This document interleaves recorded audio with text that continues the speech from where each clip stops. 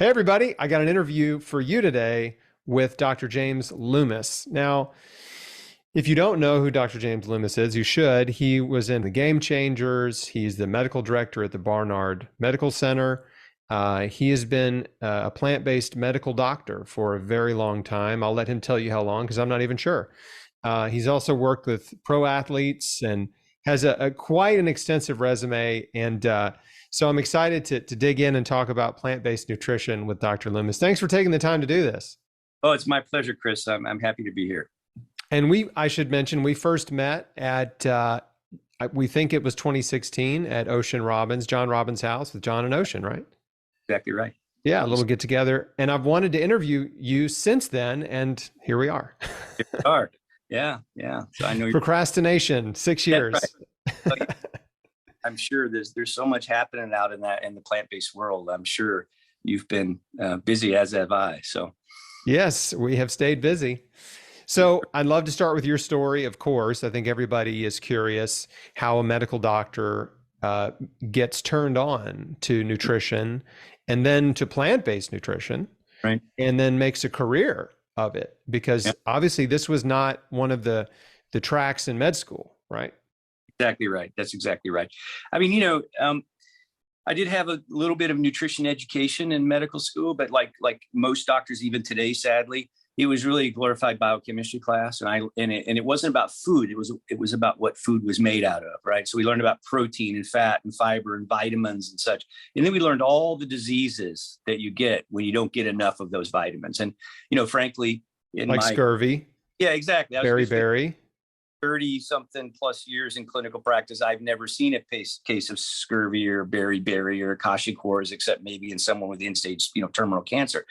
So, I was always interested in nutrition, and I kind of gleaned stuff from like the dietary guidelines. And, if you would have asked me 10, 12 years ago, do you eat healthy? I would have said, well, sure, low fat dairy and lean meat and fruits and vegetables and whole grains, and try not to eat too much ice cream because moderation was the key. And that's the message I gave to my patients.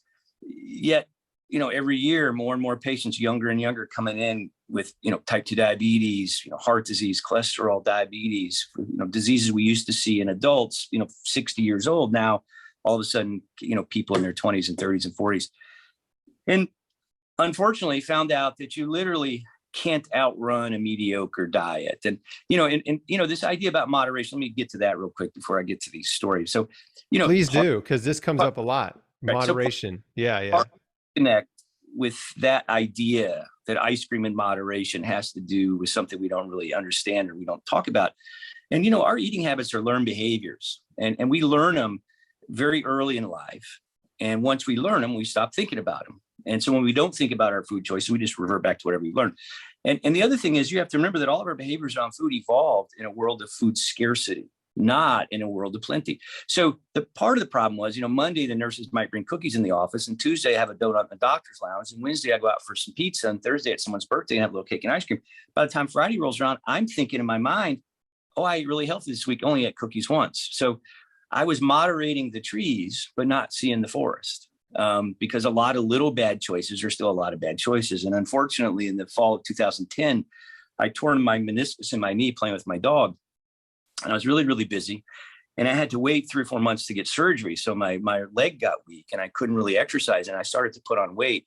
And then, doctors are terrible patients. So, after surgery, I didn't really do the rehab because my leg was weak and it hurt. So I put on more weight. And then one day I woke up, I was actually in atrial fibrillation. And it turns out that I had undiagnosed sleep apnea from the weight gain. So now all of a sudden, I lived in St. Louis at the time, and I was on the faculty at WashU where I trained. And, I'm seeing friends of mine, world-class doctors from WashU. And, I'm on pills for my heart. I'm wearing a sexy CPAP machine at night. I go see my internist. My cholesterol's through the roof. I got borderline diabetes, borderline blood pressure. Honestly, I was in my early 50s. Honestly, every single disease that I saw every single day of my patients. And in fact, my doctors were treating me just like I treated my patients, right? Not one time did anyone ask me about what I was eating, how much I was moving, how much was I stressed out? Was I sleeping okay? And one day I was laying on the couch, flipping through Netflix, and I come across Forks Over Knives. And I thought, wow, food is medicine. Who knew?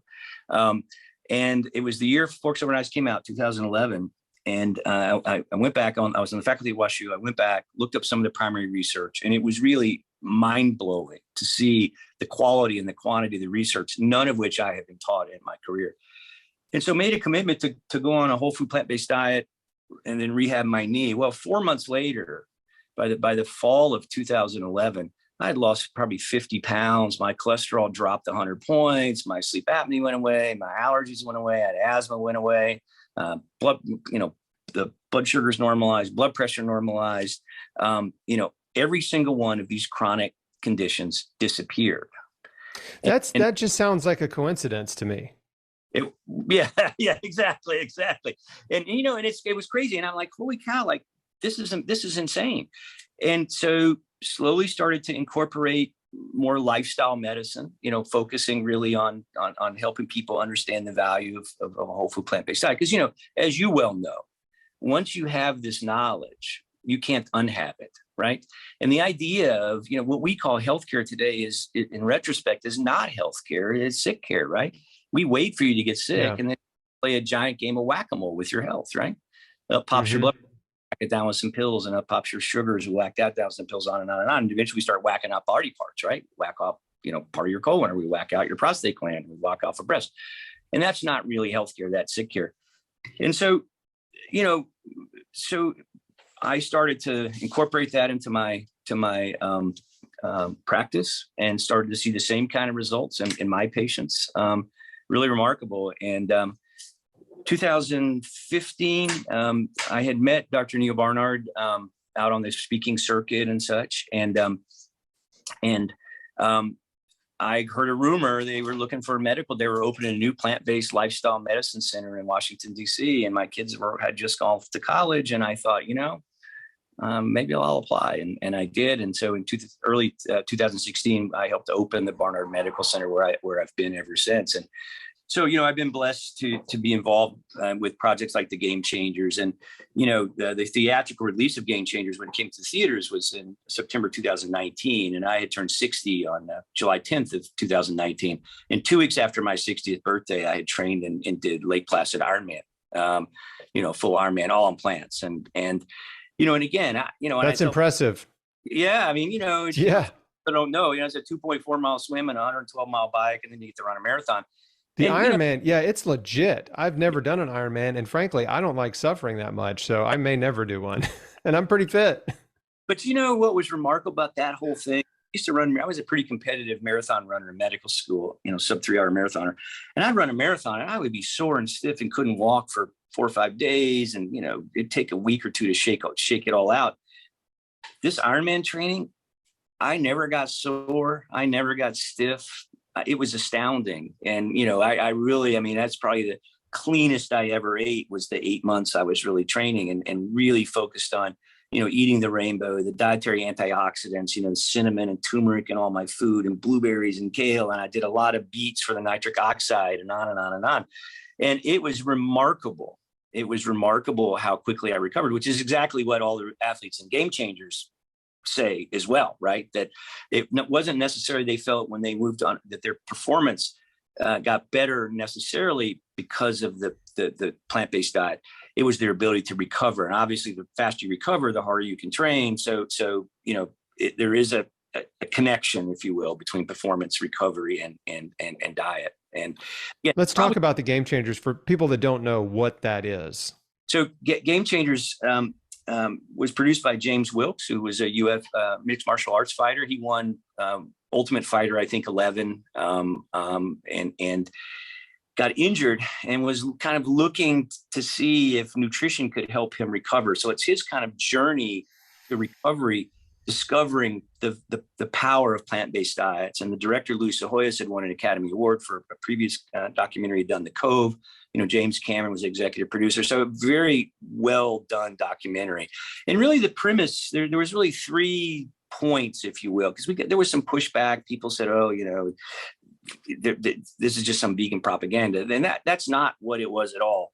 What the movie said was, you don't have to eat meat to be strong, go fast, and go far. And if you don't eat meat, you'll be healthier and the planet will be healthier. That's all it said. It didn't say you have to eat plants to perform. or you can't perform if, you have to eat meat to perform. It didn't say that at all. It just said, if you don't eat meat, you can perform at the same, if not a higher level, and you'll be healthier, and the planet will be healthier. And it's really an amazing movie. And I can tell you, having worked with professional athletes, I was the team doctor for both the St. Louis Cardinals and the St. Louis Rams back in St. Louis. So I'm the proud owner of both the Super Bowl ring and a World Series ring. Nice. Yeah. And that was pre-plant-based though. And the amount of bro science that kind of permeated those locker rooms and weight rooms was astounding, right?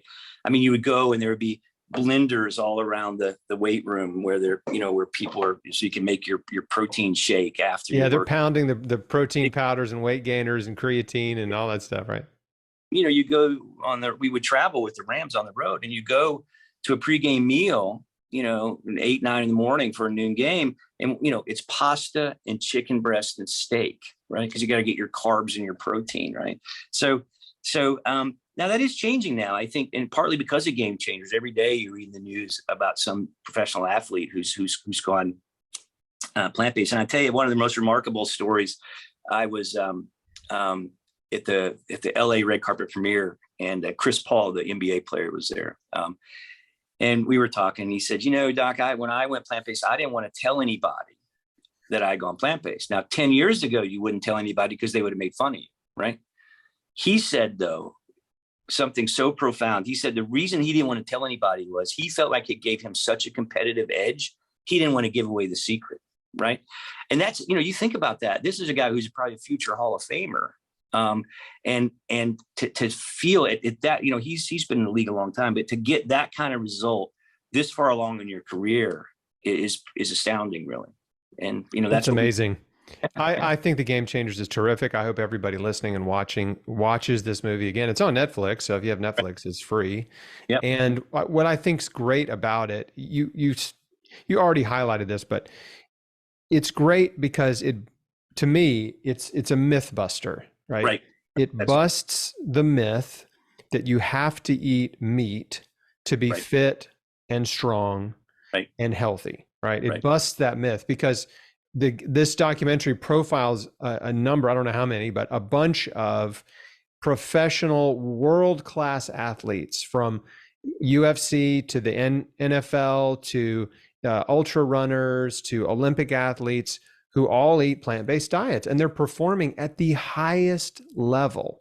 And so it just sort of, it eliminates that excuse of like, well, I just need protein. People just think protein is animal food, right? But, well, I just need protein. I'm like, well, if this Olympian, right, or the number one tennis player in the entire world, right, Novak, doesn't need protein, like, what are you doing that makes you think you need protein so bad, right? And the truth is nothing. And so it's great. It's great to show anybody that's, a real big heavy meat eater that thinks they have to eat meat to be strong at the gym or to compete in races or anything like that. It gets the wheels turning. And I think that's really, really great. I think they did a great job with it. Yeah. And I think it really gets back to what I said earlier too, that we have, as a society, we have stopped talking about food, right? And we talk about what food's made of. So nutritional reductionism, right? Yeah. When we kind of frame our food that way, it gives us some kind of crazy ideas. And, when people push back about, well, I got to eat my steak to get that protein, I ask them, well, let me ask you this. When was the last time you turned on National Geographic and saw a special on mountain gorillas or elephants? And the first thing that popped in your mind is, oh my God, where did they get their protein, right? Well, they're herbivores, some of the biggest, strongest animals on the planet. Where did the protein come from in the steak or the chicken that you ate, right? Well, it came from the grass or the seeds, maybe a couple bugs here and there, but mainly the seeds that the chickens ate or the grass that the cow ate. So, in fact, if you really think about it, those animals have just served as the middleman for the nutrition, right? So they've already used all the good stuff. They've used the fiber and the antioxidants and vitamins and minerals to run their own machinery. They've concentrated what's left into protein and fat. Now, 10,000 years ago, our ancestors probably had a survival advantage to having access to that concentrated fat and protein because they needed to get big and strong, get away from leopard and find a mate and pass on their DNA before they died of some infection when they were 30. So they never had to worry about if I overconsume these animal-based foods, animal-based fats, animal-based protein, am I going to get cancer or diabetes or heart attack because they were already dead? And we've Or unmapped. even in winter or famine type seasons, right? That's And right. then killing animals was necessary for survival. I mean, if you watch in these survival shows, right? Right. Like Alone, I've been really into that show Alone. You know, they drop them off the middle of nowhere. They have no tools and they have no way of cultivating and growing food. And Right. so their only option is to hunt, fish, whatever, to Right. survive. And it's a good reminder. Yeah, like in times of extreme food scarcity, Right. yeah, eating animals will keep you alive. Got it. That's exactly, and that's what I tell patients. So we have the luxury, most of us, because we're not starving to death and worried about getting eaten by leopards. We really have the luxury of skipping the middleman and going straight to the nutrition. And again, that's one of the beauties of a whole food plant-based diet. It is that nutrient density that not only it's not the protein, it's the package the protein comes in, right?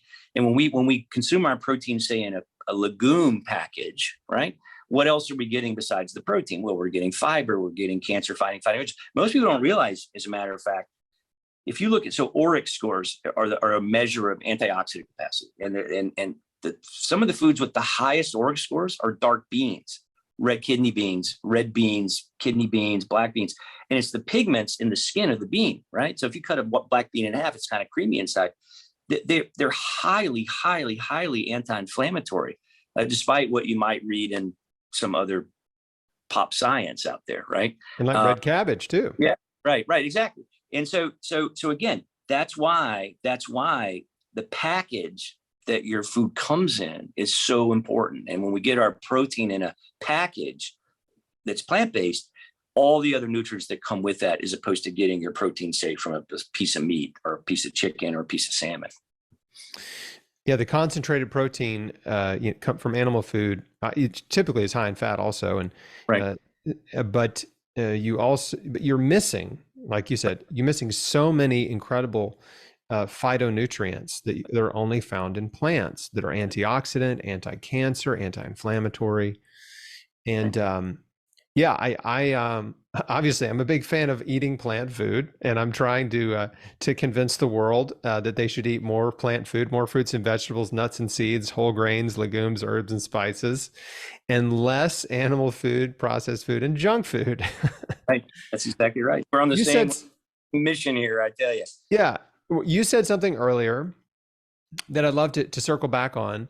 I kind of made a joke about it. You had all these remarkable changes in your own body when you went plant-based, I guess whole food plant-based. And one of them was your cholesterol dropping 100 points. Right. And I've lost count of the number of times I've heard someone say, even doctors, that what you eat, it does not affect your cholesterol, right? And I want you to comment on this.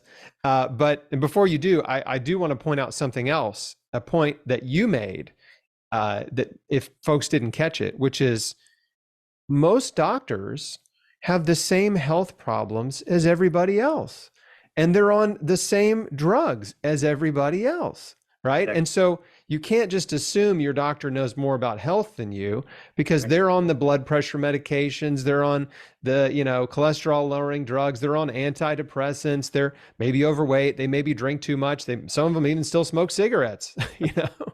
Right. Well, to that point, if you really think about, if you just back up and ask yourself a simple question: what did the human body evolve to do? We as humans, what did we evolve to do? All of our behavior, all of our physiology, nutrition, stress, sleep, it all evolved to facilitate us living long enough to find a mate and pass on our DNA, right?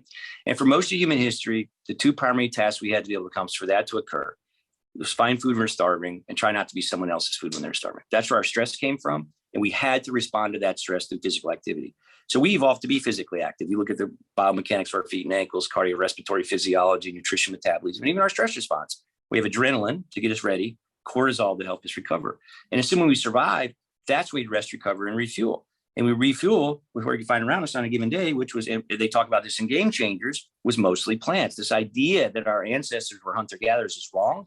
We were gatherer-hunters. Much easier to gather calories than it was to hunt down animals. And that cycle of stress, activity, recovery, repetitively over time, that's how we built resilience: stronger, faster, smarter. All is good. Let's fast forward to the modern world. The vast majority of us, we don't do any of that, right? we no longer have to spend energy to get energy. We're running and fighting emotionally, not physically. We're not worried about starving to get by lepers. We're worried about jobs and money and COVID and politics and traffic and weather. And then we don't adequately rest and recover. We drink too much caffeine. We drink too much alcohol. We smoke too many cigarettes. Our sleep's not restful. So as opposed to resilience, we're exhausted. Again, the foods we eat bear no resemblance to what we're supposed to be eating.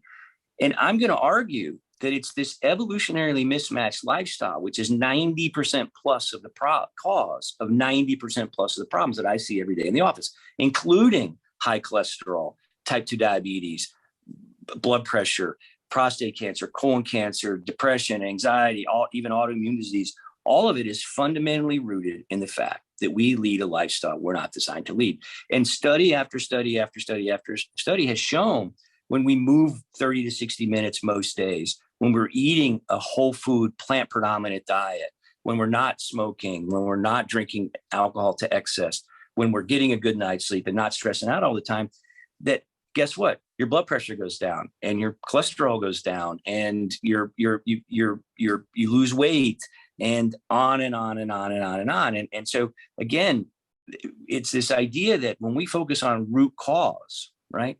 It doesn't matter whether it's, and that was the remarkable thing to me. I expected to lose weight because from what I'd read, I expected for my cholesterol to go down, which it did, my sugars to get better. You know what I didn't expect? My allergies and asthma got better. Now, why in the world would I'd been skin tested. I took shots. I knew I was allergic to pollen. So why would my asthma and allergy get better just on a plant-based diet? And it's inflammation, right? Because if you peel back the layers of the onion in the middle of every single one of those, cancer, heart disease, diabetes, asthma, allergies, autoimmune disease, it's inflammation. And I'm convinced, and the research supports this, that it's really the anti-inflammatory nature of a whole food plant-based diet. Now, there are two other legs to the stool we don't talk enough about sometimes. There is the physical activity piece and then the stress management and sleep piece. But back to, when we can find balance between those three domains of our health, our bodies are capable of remarkable things. I mean, that's how I did an Ironman triathlon at age 60. It was finding that balance between how much I moved, how I recovered from the stress that the activity induced, and then how I refueled myself afterwards. I mean, think about your car. You don't park your car in the garage for a year and not drive it, but still put gas in it 5 times a day, right? If you're emptying your gas tank, you don't put 30 gallons in a 15-gallon tank. And most importantly, you don't put diesel gas in your car in moderation, expect it to run right if it runs on regular unleaded. We take better care of our cars than we do of ourselves. And I would even go so far as to argue that the vast majority of the $4 trillion or so we're going to spend on what we call healthcare, sick care this year is because we are continuously repairing people's cars because they keep filling up the wrong kind of gas. I mean, it is that simple, really. I have a similar car analogy, which is, food is fuel for your body. Gasoline is fuel for the car. And the way we're eating is like taking your car to the gas station and then filling up an extra gallon of gas and putting it in the trunk every time you go. And then pretty soon your trunk's full of extra gallons. And then you put them in the back seat and then you put them in the front seat and then you start strapping them to the outside of the car. If you just have this mindset, oh, I need an extra gallon. And so we're just consuming more energy than our body can use or burn off. And then, we're just become loaded down, bloated, overweight, and it's a burden on the whole system. That's exactly right. And, I'm another place this is relevant, which I've become somewhat passionate about. So I'm on the faculty at the Military Medical School in Bethesda, Maryland, in Washington, D.C. And I just got back from 10 days in Lithuania, where a colleague and I were invited to come speak at the military academy there, as the equivalent of West Point, on optimum performance and readiness through a healthy lifestyle, plant predominant diet, stress, exercise. And it's amazing in the military across the world, for the most part, U.S. military included, the disconnect. You spend billions of dollars on tanks and airplanes and you maintain them and you put jet fuel in the jets, to use your kind of analogy there about the fuel. Yet the most important asset the military has is not the planes and the jets, it's the people who maintain the planes and the tanks and fly them and drive them. Yet we, every single day, put junk fuel in their gas tank and expect them to perform like those airplanes and tanks. And how it's amazing to me, the disconnect. And it really is almost a threat to national security. The U.S. Armed Services has not been able to meet their recruiting quotas the last few years because the kids are all fat and out of shape. They just actually moved the BMI numbers to like 27, which is halfway between overweight and obese, because they couldn't get kids. So, kids are joining the military today de-optimized from day one. Wow. And health gets worse. We there because of what's on base. You go to any air base, McDonald's, Pizza Hut, Taco Bell. It's really insane. And how we've disconnected the food piece from our performance and health, whether it be a professional athlete, a CEO, a mother of three, or a professional soldier. It's just crazy to me. Although, for 50 years, I was disconnected personally, right? Myself.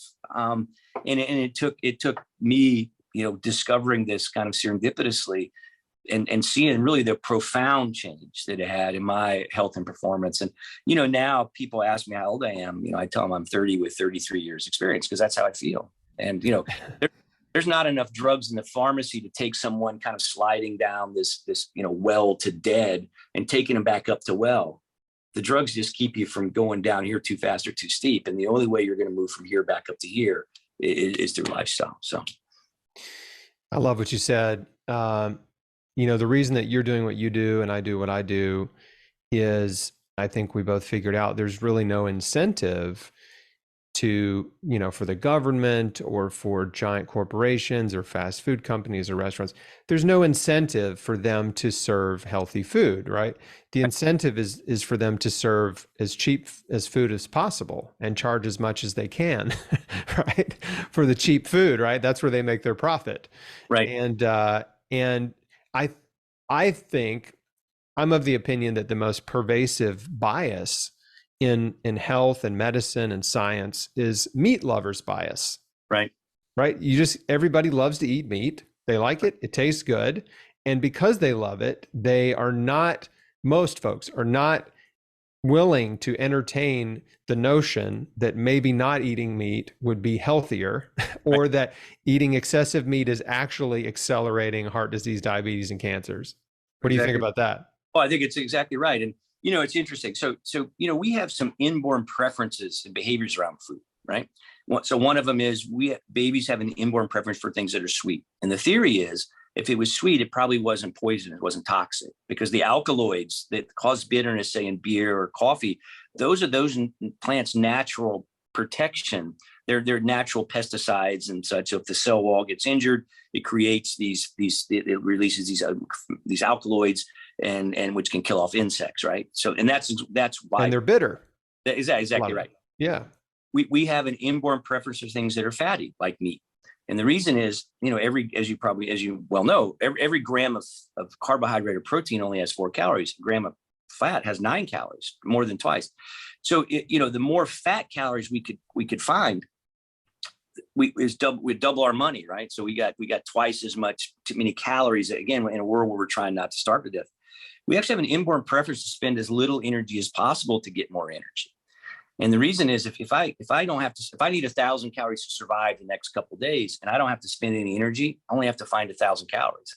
If I've got to spend 1,000, now I've got to find 2,000 calories. So think about what that means in the modern world. The Krispy Kreme drive-through is the most highly evolved food source on the planet.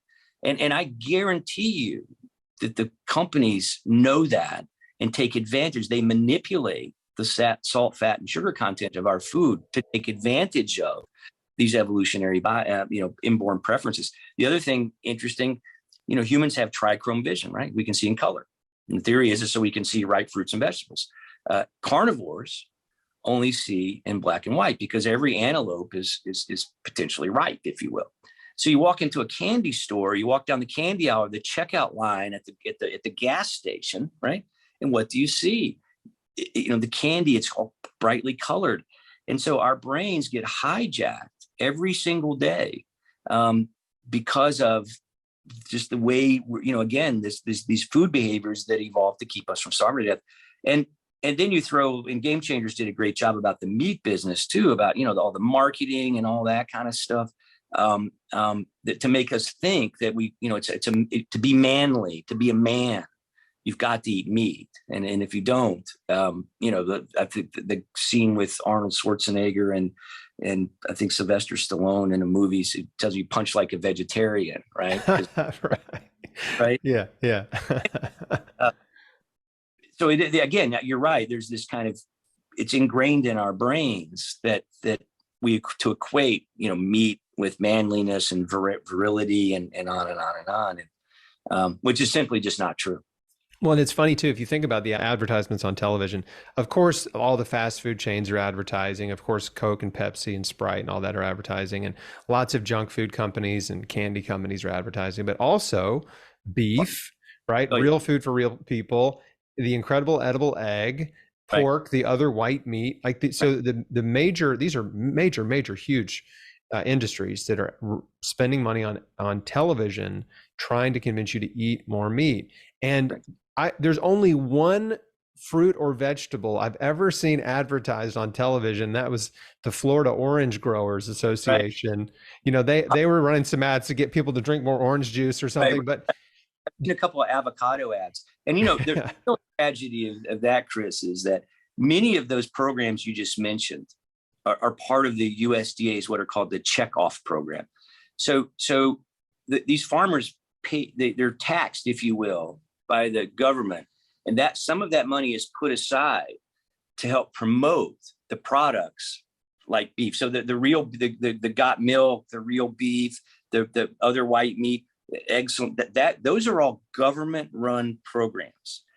So it is insane to me that you have the U.S. dietary guidelines come out that say you should eat less meat and watch your cholesterol and all that on the one hand, and then the same government on the other hand is subsidizing advertising and marketing for the same exact unhealthy foods that they're telling you not to eat. It's insane, really. And so no wonder everyone out there is confused about what a healthy diet really is, because we're getting, and again, we get decision fatigue. Eventually we just kind of give up and revert back to whatever we learned, which is oftentimes not a healthy diet.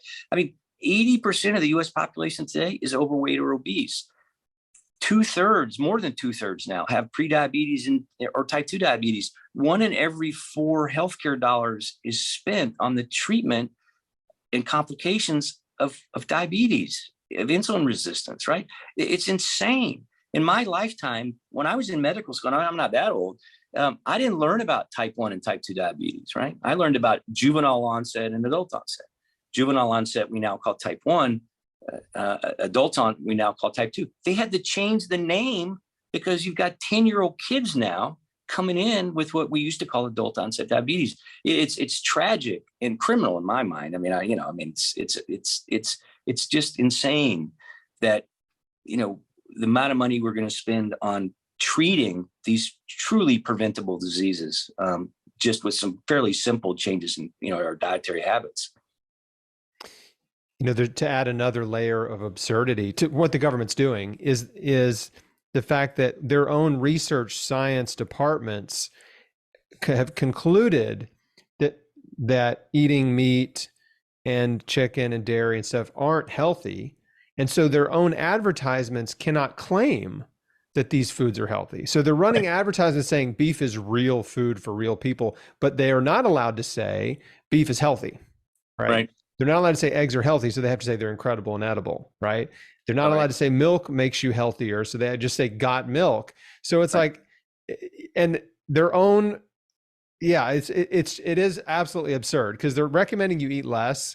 They've got the science and the research they've been compiling for decades saying, yeah, you should eat less, but then they're running the ads saying eat more.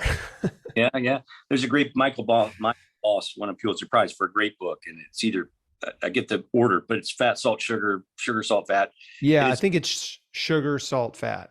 And it's exactly about this. It's about how the food companies have kind of taken over and manipulate, our brains, if you will, to almost to the point of addiction when it comes to sugar, for example. It's really insane. It's really insane. A lot of people associate, and we constantly are.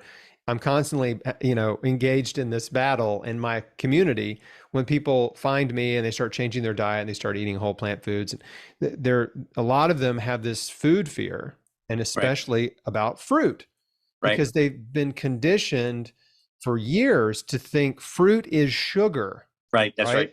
that fruit is sugar, and that's all that fruit is, and sugar is bad, therefore fruit is bad. Would you Right. like to weigh in on this? Oh yeah, yeah. It's a great point. And so again, this gets back to nutritional reductionism, right? So we don't talk about food anymore. We talk about what's food is. So we talk about carbs. So 30 years ago, we worshiped carbs and we demonized fat, right? That was the era of Snackwell's cookies. It's fat free, it must be free food. Which, by the way, early 80s, that kind of coincided with really the obesity epidemic we're seeing today. Well, today we're demonizing carbs and we're worshiping protein, right? And I get this all the time. Well, I'm diabetic, I can't eat apples. Well, apple day keeps the doctor away. So it's not, and what I tell patients, it's not the carbs, it's the package the carbs came in. So a small apple has about 25 grams of carbs, mainly fructose. It's about 100 calories. But where's that sugar at? What's in the apple, right? And when we eat that apple, our bodies literally do physical work. There's a thermic effect of the food. We burn calories to break the apple apart. The soluble fiber slows the progression through our digestive tract. We slowly absorb that fructose. Our insulin levels don't spike. There's vitamins and minerals that come with that, phytonutrients, antioxidants. That soluble fiber serves as a prebiotic for healthy gut microbiome down the road. All is good. We take that same apple, same exact apple, and we squeeze out the exact same 25 grams of carbs, exact same 100 calories. We take the glass, run it to the chemistry lab, same sugar. We put it in a calorimeter, same calories, but now we drink it. In no way, shape, or form are those carbs and calories handled the same physiologically, because that sugar is absorbed literally right out of the upper part of our digestive tract. Our sugar levels spike, insulin, there's no prebiotic to feed the healthy gut bacteria. So obviously it's not the carbs, it's not the sugars that's the problem, because it's the same sugar, the same carbs. It's the package that it came in. And when I give lectures around this, I tell people that if you're going to take one thing away from this, that's one of the most important, and again, it's back to the idea of whole foods. And you've said that several times. And,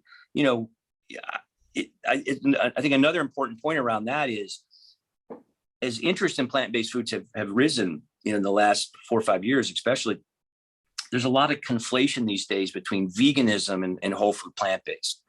And, veganism comes from a place of compassion about not harming other creatures. So don't eat them, don't wear them, don't use products tests on them. But as you well know, there's a lot of really unhealthy food that's vegan, right? White flour is vegan, sugar is vegan, Oreos.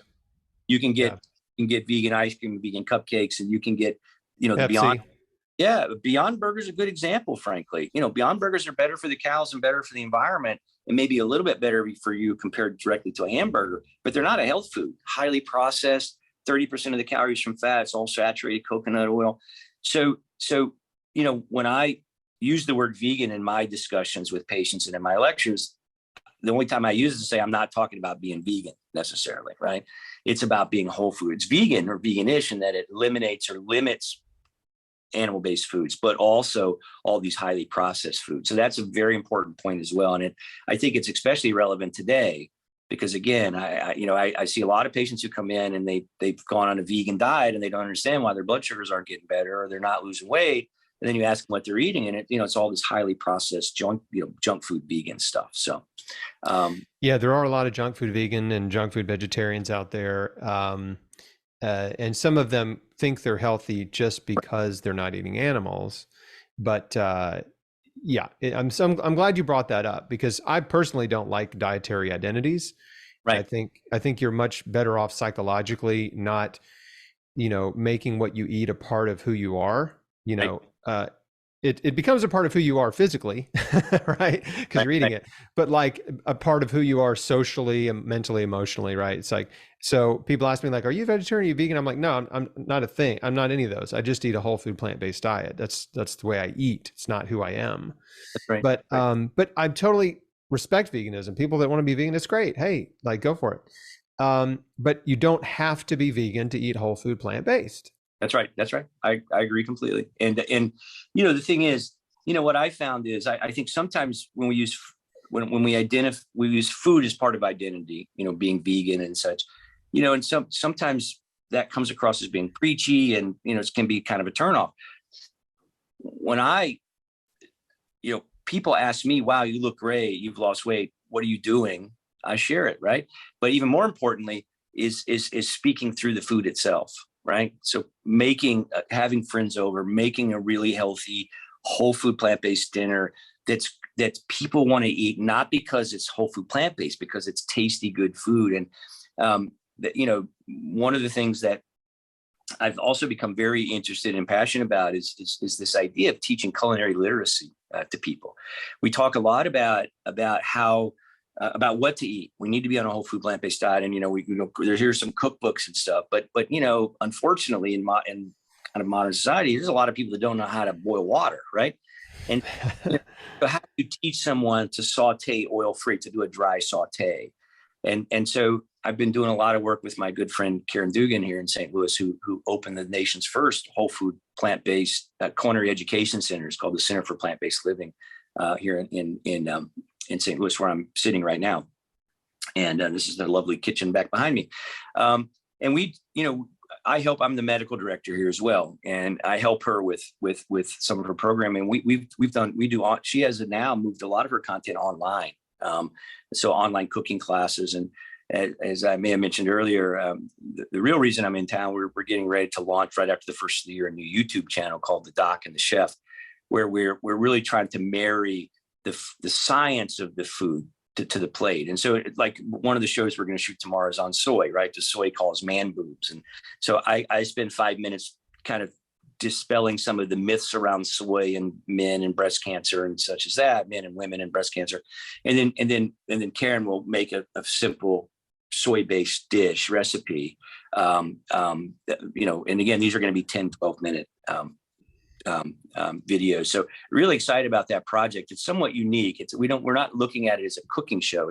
It really is helping to teach people culinary literacy, the what and the why married to the how, right? Which is somewhat unique out there. I think that's really good. I've been talking about this kind of stuff for a long time, 12 years now publicly. And what I've found is that there are two ways to get people to change the way they eat. Well, really 3 ways. So the first way is guilt. So you could guilt someone into not eating animals, but usually that doesn't last very long, right? It's the least effective method, right? Like you can show them PETA videos and animal abuse videos, and yeah, they may stop for a while, but eventually they go back usually. The second is through fear. And that's more effective than guilt. You can scare people into eating healthier. And I feel like that is effective. But what I've found is I think the best strategy is what you're talking about right now, which is teaching people and getting them excited about all of the benefits of eating healthy. To me, that has longevity. It's sustainable, and it worked for me. Right. And that's why I do it. I realize like when I learn more about the nutritional value in blueberries or the anti-cancer compounds in broccoli and things like that, I want to eat it. Like I want to eat those foods because I know I see deeper than just, oh, it's green. Right. And it tastes like this. Right. I understand more about what I'm eating, and it helped me tremendously. So yeah, I'm right there behind you. I think that is really the best way. There's value to understanding the harm that certain foods can cause over time. But I think more importantly, it's like, let's just get people excited about eating healthy. And it's interesting because, so the problem is, so I use I like to use analogies. So 2 analogies I use. So eating's a learned behavior. We already talked about that. What's another learned behavior we have? Driving, right? You get in your car, you don't think about putting on your blinker and your brake. Your subconscious brain is doing that for you. In fact, that's all based on our evolutionary biology as well. If we had to think about walking, contract my quad, flex my hip, you would have bend my knee, you would have walked right past the ripe berries. You wouldn't have seen the leopard. You wouldn't have lasted very long. So our brains evolved the mechanism very quickly. When we have a repetitive task, we habituate it. And that's to allow our conscious mind to scan the environment for opportunities and threats, berries and leopards, right? Eating's an example, walking is an example, driving is an example. So frees up our brain to look for cars running the red light, which is why distracted driving is so dangerous. If you move to London tomorrow, you got to learn how to drive on the other side of the street, right? And it's going to take you 3 months, 6 months. Every time you get in that car, you got to think about putting on, what side of the road am I on? How the pedestrians come through the crosswalk, which side of the, how do with the roundabouts, on and on. And one day, might be 3 months, that's how you drive. And so really the journey is about teaching people to drive on a different side of the road nutritionally. But here's the problem. once you learn how to drive on the proper side of the road, you don't drive on the wrong side of the road in moderation, do you? Right. But the problem is the head-on collision that comes from driving on the wrong side of the road nutritionally is temporally disconnected from the meal, right? It might be 5 years, 10 years from now when you have that stroke or have that heart attack or get blood in your stool and you got colon cancer, you got a lump in your breast. And so how do you stay focused long enough to teach yourself to drive on the proper side of the road? When driving on the wrong side of the road, there's not an immediate and catastrophic consequence, right? So I haven't been through this myself and coached literally hundreds and hundreds of people. The analogy I use, it's like pushing a snowball over the top of a mountain.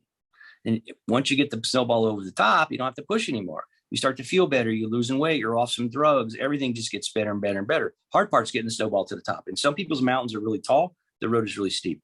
So 3 fundamental things have to happen. First of all, you got to help people find a reason to push, purpose. And to your point, oftentimes in the clinical setting, we do come at it in a paradigm of fear, right? You need to quit smoking, you're going to get cancer, you need to lose weight, or you're going to, get your cholesterol down, you're going to have a heart attack, or get your blood pressure down, you're going to have a stroke, get your sugars under control, or you're going to lose a toe or lose a foot. I mean, people already know that stuff. And they might, as you said, they might be motivated for a week or two, but rarely does fear trigger long-term change. So a different way to frame that purpose is to ask a different question. And that is, why would it be important for you as an individual not to have those bad things happen? And I've even gone through the exercise where I gave people 5 pieces of paper and label it, heart attack, cancer, Alzheimer's, diabetes, whatever, and ask them to write down the top 5 reasons they don't want each of these conditions. Well, they come back with 1 piece of paper because those answers are all the same. Where for my kids, my grandkids, my retirement, I want to sail around the Caribbean. Second thing is you got to figure out how to lower the slope of the road and the height of the mountain. And that's systematically and honestly asking yourself, what's going to make this hard for me? I don't know how to shop. I don't know how to cook. I don't know what quinoa is. I don't have a lot of time. I travel. I'm on a budget. I eat when I'm stressed out. Now there's answers to all those, but you got to know the questions to ask, first. Sometimes I think when we're on a journey from point A to point B and we hit a brick wall, we view that as a sign to turn around and go back as opposed to an opportunity to figure out how to get over, under, and around the wall. And then lastly, just as important is you got to recruit as many people as you can to help you push, because change is hard. And we know that social networks play a fundamentally important role in helping people through that change process through group learning and support and on and on. And again, we're only talking 3 to 6 months. I mean, if you can really, really focus on getting that snowball to the other side, that's when you see long-term change that sticks. I love that analogy, the multiple analogies. You're such a great teacher, and you have a really good way of taking complicated things and breaking them down just to the simple essence, which is the most important. For me, I did all those things that you just mentioned, right? I had to find a support system. I had a very strong will to live because I had cancer, and it was my mom and dad and my wife, and then I had a baby on the way. Right. I have to live for these people, right? I found my reasons to live, and then I figured out a way to make it simple, right? Because I knew, I wasn't that smart, but I knew that it had to be sustainable, and I had to stick with this hardcore anti-cancer diet every day. Right. I have to do this every day. So I started eating these giant salads for lunch and dinner every day. And it was broccoli, cauliflower, cabbage, kale, onions, mushrooms, peppers, right? All the vegetables, right? Legumes in there, lots of spices, turmeric, garlic, cayenne, oregano. I mean, it was just loaded up giant salad, and then apple cider vinegar and some sauerkraut in there. I mean, it's just absolutely delicious, mouth watering. Like, I really enjoyed it. And I figured out, okay, I can eat this. I can eat this every day. Well, maybe I can eat this every day for lunch and dinner. And that's what I did. So and that's still what I encourage people to do. It's like, this is the most potent anti-cancer meal. It's all the vegetables. But to your point, I also really love the driving a car analogy, because it does get easier. Like, it becomes second nature when you start eating healthy. You just have to push through that little difficult learning curve. Right? Getting the snowball over the top of the mountain. You just got to push through, power through, be determined, right? To hang in there. And then things just become second nature. Like you said, it becomes easy. You get systems in place, you get organized, you find the ways you like to prepare food that's delicious to you. And then, it just gets easier and easier. No, right. I mean, just a good example of what I'm talking about, think about like white bread, right? White bread's not very healthy for you. But if the Right. environmental learn to eat white bread as the waiter putting it on the table at the restaurant, at that moment in time, you don't have to think about eating the bread. What you have to think about is not eating the bread. And if you're tired of thinking because you had a busy day at work, out with friends and family, business dinner, whatever, what happens to the bread? You eat it. And there's nothing you can do about it because that is the way our brains work. It's not your fault, so to speak. And this Or you're happens all just really hungry and you're fighting right. the urge. You're like, man, I really want to put something in my mouth right now. And this Right. bread is right here. Yeah. So people come in all the time. They say, Doc, I'm doing this whole plant-based thing and I'm not losing weight or my sugars aren't coming down. And I ask them, what did you have for dinner last night? They say, oh, we went out to dinner and I had a really nice, went to a restaurant. I had a really nice quinoa kale salad. It was really healthy. What else? Well, no, that's it. Well, what's not on the list, right? It's the 4 or 5 pieces of bread you had slathered in olive oil waiting for the food to get there. That was a mindless choice, right? Now you can change that default choice, but it's hard. You got to think about that, not eating that bread for long enough. So now the default choice becomes, I don't have to think about not eating the bread. I have to think about eating the bread. So eating the bread becomes the conscious choice, right? So, and what I mean by that is it doesn't mean you can't ever have a piece of bread, white bread again. That's not what I'm talking about here. But if you go to a restaurant and they're known for their amazing bread, or you're really hungry and you make a conscious choice to eat that piece of bread, absolutely nothing wrong with that. But you're not mindlessly, day in and day out, putting all this extra gas in our car and on and on. And so again, that's what I try to teach people, that it's really about making yourself mindful of the choices that you make, right? Yeah. So, And, I also think, just being self-aware. right, And when I say self-aware, I mean, is your health at an optimal level, right? right, If you're at optimal health, the piece of bread, the bread at the table, it's no big deal. It's not a big deal for you. But if you're at suboptimal health, right? You're overweight, you're obese, you got chronic disease, you're trying to heal, you're trying to recover, then all of a sudden, yeah, those little things like that, right, they really matter more. Say what we encourage folks to do is, as you start learning about, okay, this is healthy, this is unhealthy, right? In terms of food, raise your standards, right, right? Raise your standards. So it's not about, you're not allowed to have these foods anymore. These are forbidden foods. Like, I don't like that kind of terminology, that kind of language. I don't like the terminology cheat day. Like, do you have right, a cheat? Because cheating is wrong. You know what I'm saying? Like, there's nothing off limits. Everything's allowed. But right, if you decide, I'm going to raise my standards, and right. there's certain foods that are now below my standard for myself. And I think that's a really healthy psychological way. When you sit down at a table or you go to a friend's house or you're out to eat, you're seeing visually like, this food, yeah, I could eat it and yeah, I'd enjoy it, but this is actually below my standard now. Like, Right, I'm not right. eating this kind of food anymore for me.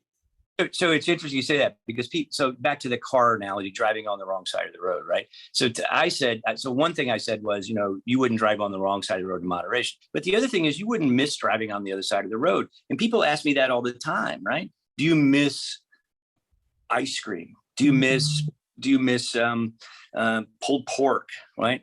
And the answer is no. To your exact point, the answer is no, because I don't eat ice cream and I don't eat pulled pork. So my standards of where, what foods now I've learned or unlearned to eat have changed. And it's the same exact thing. It's back to this driving on a different side of the road nutritionally, so that there's things that there's a way I used to drive on a certain side of the road that I just don't do anymore, right? Because I know it's the wrong way to drive, if you will. So it's to that exact point. Well, Dr. James Loomis, this has been really fun, really informative. Thank you for being so generous with your time. And yeah, this has just been really great. Where can people find you and connect with you online?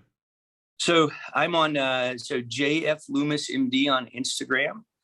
You're welcome to friend me on Facebook. It's James Loomis MD. Also, you can the Doc and Chef is our new. We've just started a new Instagram account. There's not much on it, but you can follow that and get updates. If you want more information about some of the stuff we're doing here at the Center for Plant-Based Living, you can also go there and sign up for a newsletter on the website that you just Google Center for Plant-Based Living. We'll link to that. Follow that on social media as well. That's great. And people can also, do you still do telemedicine consultation? People can also work with you locally at Exactly. the Barnard Medical Center, but also telephonically. Yeah, so we do telehealth visits, and I'm currently licensed in Missouri, Florida, Virginia, Maryland, and Washington, D.C. Now, we have other clinicians at the Barnard Medical Center that are licensed in other states. So if you go to barnardmedicalcenter.org, you can find a complete list of states. And we do lifestyle medicine consultations, help all over the country, helping people transition to a healthier, whole food, plant-based diet. We have a dietitian on staff who's absolutely fabulous. And she's licensed in most of the states that the clinicians are licensed in. So not only can you get access to a plant-based doctor, but also a plant-based dietitian if you need a little extra help. That's amazing. Perfect. We'll link to everything you just mentioned. And yeah, thank you so much again. Thanks for watching, everybody. Please share this video with people you care about, because everyone you know needs to know that they can eat healthier, that their daily food choices will have an impact on their health and longevity, and that they can reverse chronic disease by changing their diet and lifestyle choices. Like, this is great information. This is good news for people. And right now we've got an epidemic of obesity, cancer, heart disease, diabetes, autoimmune disease. We have an epidemic of unhealth. And so thank you again, Dr. Loomis, for being on the front lines, trying to help turn this ship around. Right. Thank you. Thanks for having me, and keep up the good work you're doing, Chris. You too, sir. Thanks, everybody. See you on the next one.